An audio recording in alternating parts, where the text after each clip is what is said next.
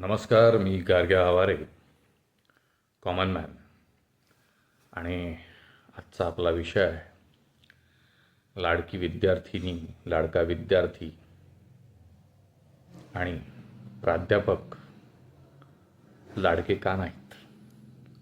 नुकतीच आजच्या आपल्या महाराष्ट्राच्या उच्च तंत्र शिक्षण मंत्री चंद्रकांतदादा पाटील यांनी जी घोषणा केली होती की सर्व विद्यार्थिनींना, मुलींना महाराष्ट्रातल्या तंत्रशिक्षणाकरता सरकार त्यांची पूर्ण 100% फी भरेल.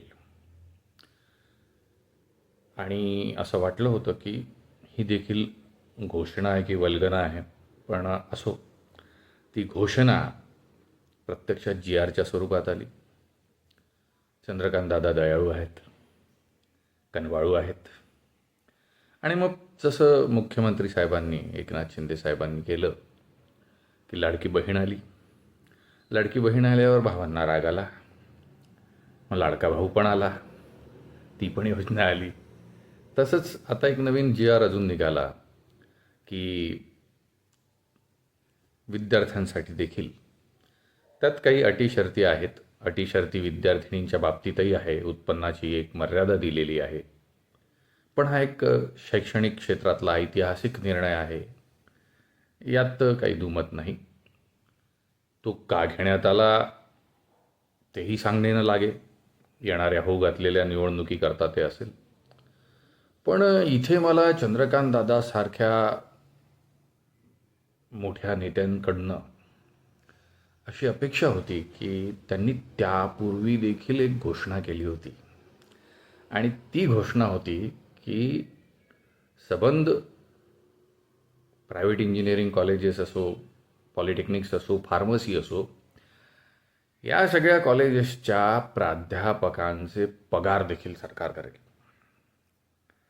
आणि काही म्हणे फार मोठा विषय नाही, 3-4 हजार कोटी काय ते लागतील, ते होऊन जाईल खर्च. अहो खरंच आहे त्यांना ते 3-4 हजार कोटी फार वाटत नाही. याला कारण आहे, एखाद्या खाडीवरचा पूल जरी बांधला तर त्याचं बजेट 3-4 हजार कोटी असतं. सरकारसाठी काय मोठी गोष्ट आहे का? आता 50-60 हजार कोटी वर्षाचे कदाचित या गोष्टीसाठी लागतील. फार मोठी गोष्ट आहे का?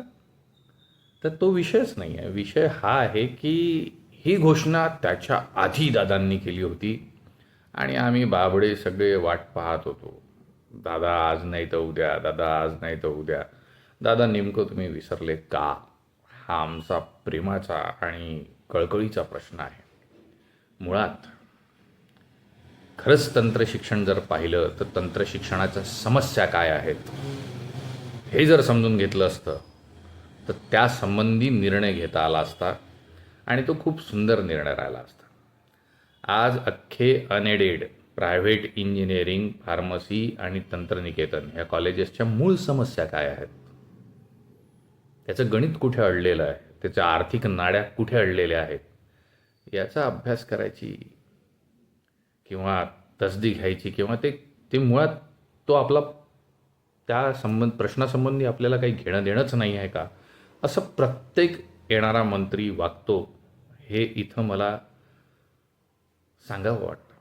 याला कारण असं आहे की या पूर्ण सबंध महाविद्यालयांचं अर्थकारण मिळणाऱ्या शिष्यवृत्तींच्या भरोशावर असतं.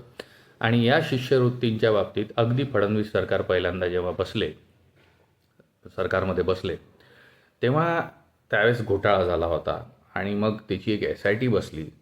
तेव्हापासून शिष्यवृत्त्यांचे देयकं जे आहेत ते इतके अनियमित झालेले आहेत आणि जोपर्यंत स्कॉलरशिप येत नाही, मग ती वेगवेगळ्या एडमधनं येते, ती समाज कल्याणच्या माध्यमातून येते, मायनॉरिटी मिनिस्ट्रीच्या माध्यमातून येते, आदिवासी विकासच्या माध्यमातून येते, OBCच्या माध्यमातून येते. तर ही सगळी वेगवेगळ्या कॅटेगरी वाईज स्कॉलरशिप येते आणि या स्कॉलरशिप ही कोण देत आहे? ही गव्हर्नमेंटच देतो आहे मुळात. अप्रत्यक्षरित्या हे सगळे कॉलेजेस शासनच चालवतं आहे. काही नाही दादा, याच्यासाठी एक सिम्पल स्टँडर्ड ऑपरेटिंग प्रोसिजर राबवण्याची गरज आहे. यातल्या एक्सपर्टीजला बोलवायची गरज आहे आणि एक निर्णय घेण्याची गरज आहे. तुम्ही जर हा निर्णय घेतला तर हा एक ऐतिहासिक निर्णय राहील, असं मी मागेही एकदा व्हिडिओत बोललो होतो. तुमची अभाविपची असलेली म्हणजे सुरुवात तुमच्या जीवनातली संघाचा संस्कार अभाविपची असलेली सुरुवात, तर कदाचित या प्रश्नाबद्दल मोठ्या जिव्हाळ्यानं तुम्ही बघाल असं निश्चित आम्हाला वाटलं होतं. पण नेमकं झालं काय की कदाचित राजकारणाचा रंग फार गहिरा असतो, तो चढला आणि त्याच्यामुळे मग आता टाइमिंग राजकारण, पुढचं काय आहे त्याच्या अनुषंगाने राजकारण असाही विषय असेल. पण फार मोठा हा प्रश्नच नाही आहे. आणि याच्यामध्ये इतके प्राध्यापक वर्ग आहे, ही संख्याही भरपूर आहे प्राध्यापक वर्गाची. 300-350 प्राध्यापक आहेत. प्रत्येक कॉलेजवर साधारणतः 100 ते 150 प्राध्यापकांचा विचार केला तर ही खूप मोठी संख्या होते. त्यांच्यावर डिपेंडंट असलेले लोक, हे फक्त प्राध्यापक वर्ग झाला. शिक्षक, शिक्षकेतर कर्मचारी पण येतात. मग शिक्षकेतर कर्मचाऱ्यांची संख्या, तर हाही एक खूप मोठा विषय आहे. आणि यात सगळ्यात महत्त्वाचा भाग म्हणजे की संस्था चालक देखील पगार करायच्या मानसिकतेत नाही आहेत का? आहेत. पण त्या स्कॉलरशिप उशिरा येतात, बरेचदा त्या येत नाहीत, त्याचा डिले असतो. आणि मुळात फी रेग्युलेशन अथॉरिटीला आपण जो आपला ताळेबंद देतो, खर्च देतो, त्याच्यात हे सगळं इन्क्लूड असतं. त्याच्यानुसारच फी कमी जास्त होत असते. त्याच्यामुळे सबंध अर्थकारण हे शिष्यवृत्तींवर डिपेंड आहे या सगळ्या प्रायव्हेट कॉलेजेसचं.